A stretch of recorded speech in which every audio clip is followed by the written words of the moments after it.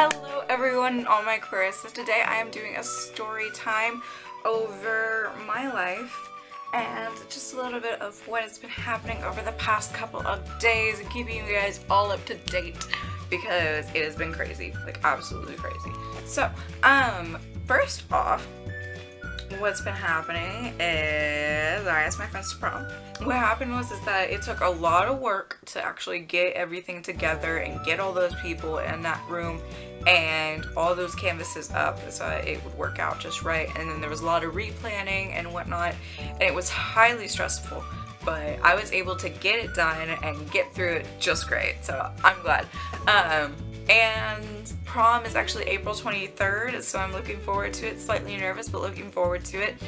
We have ordered my dress, and it's going to be really nice and red. But that's kind of the idea that I'm having for is doing a red dress sort of theme for myself. And hopefully I can lose some weight till then and whatnot. I am in a relationship. Really interesting in all honesty. So yeah, I'll probably just leave your minds to wander about everything, but it's nice. I enjoy it. It's great. Actually just got back from my date today, and so it's been hectic, but this whole week has been hectic because in the same week that I've done the prom thing, I've also gone to HOSA, which is Health Occupations for Students of America. It's been like all over the place, but HOSA was great. We got to stay in a very nice but haunted hotel.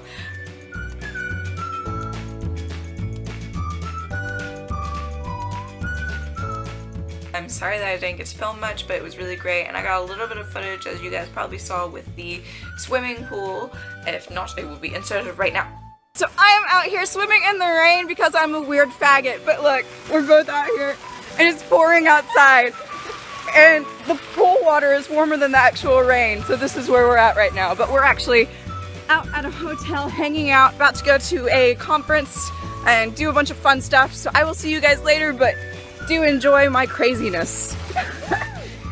And there's probably a little bit of footage of whenever I was walking about and we found an abandoned hotel that was being demolished. I actually really liked it. I enjoyed a lot of it. I even went to a coffee shop and just sat around enjoying myself, just sipping my coffee, and they had a lecture on DNA, which I thought was really amazing. I was just like, huh, that's so random. But we pretty much spent the entire trip trying to get into one of the towers of the hotel, and it didn't work out so well, but we kept looking and looking and nothing happened. But the hotel was really nice. It was vintage, very 1920s feel, and very enjoyable. I really liked it. I liked this town. It was very nice. Able to go anywhere that you pleased and just find something that was interesting, at least. Well, at least it was for that street. That street was really nice because I could just walk down a block and just be like, hey, I'm at a nice little coffee shop, and then walk down the other side of the block and be like, hey, I'm at a wax museum. And there were crystal shops, and I was just like, oh my gosh, this is perfect. Pagans. Because pagans absolutely love crystals. Who doesn't love crystals? I had a lot of rocks and amethyst and rose quartz and things like that, and I was just like, yay, I should come back here. So yeah, and then there were even magic shows that were being performed, and I was just like, this is different. I'm not used to this. So for anyone who's kind of in the entertainment area, this might be like to you guys, oh, psh, whatever. But to me, it's brand new, and it's just like, huh, I really like this shit. I ended up having to prep last minute for my speech because I was running for secretary, but then immediately, shortly after all that, they were told me, you're not running for secretary, you're running for office.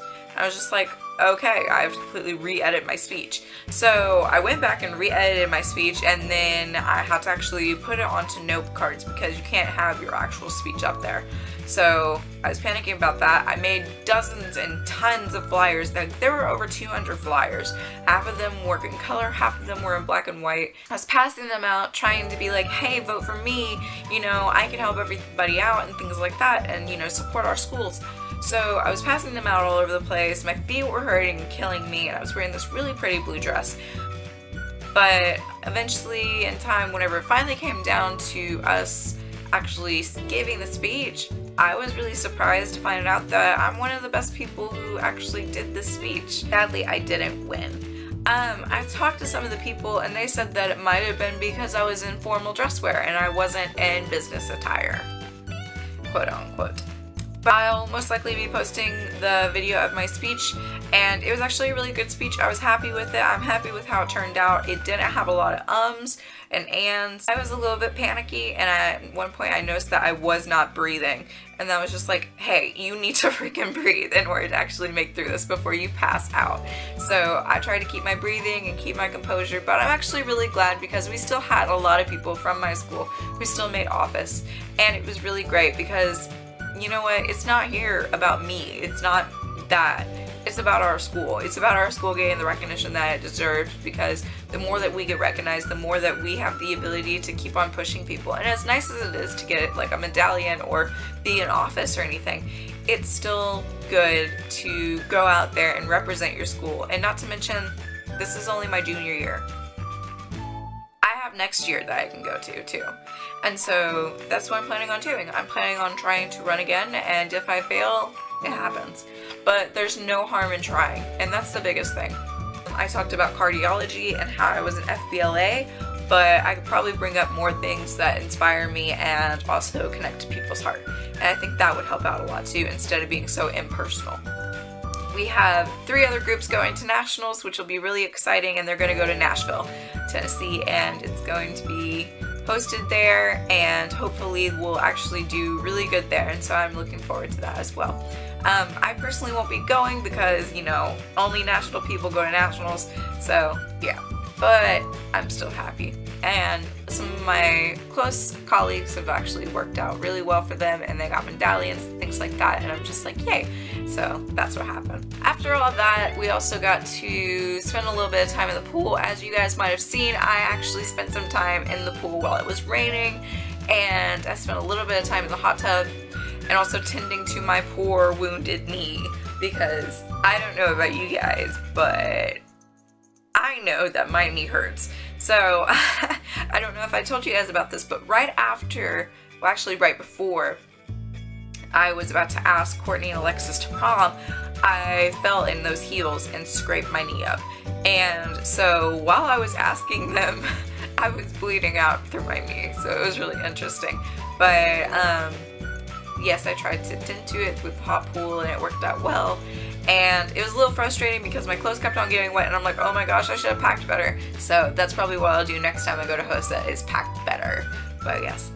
So yes, I just wanted to update you guys on everything. Thanks you guys for watching. This will probably be a really short video. I'm expecting it to be, but I love you guys. Bye.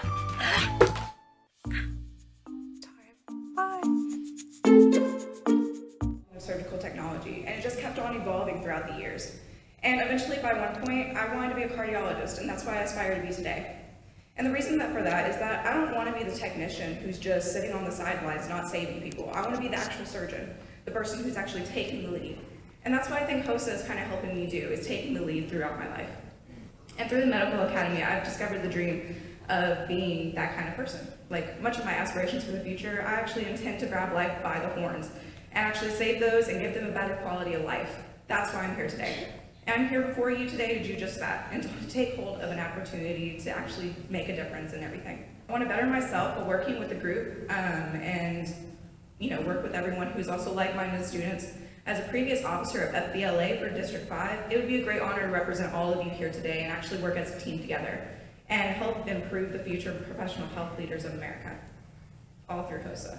As an officer of the National HOSA organization, it would be my job to help the president and staff and be a contributor to the team as we help lead and aid students to a better future through HOSA. We are privileged to have an organization like this, and I think a lot of us take that for granted. And it helps us prepare for the medical field, and without this organization, we would lack the knowledge and not know how to best reach our goals. Without HOSA, we wouldn't even have the opportunity to meet here today, all across this great state that we have. So my hope as officer is to help prepare us even more for the scary yet exciting world that is the medical field. And so together as a team, we could push ourselves to the limits that we thought were originally impossible. And that's all through HOSA itself. And we can actually better the health of America together. And so I want to help us get us there, and I'm Ellie McNamee, and thank you.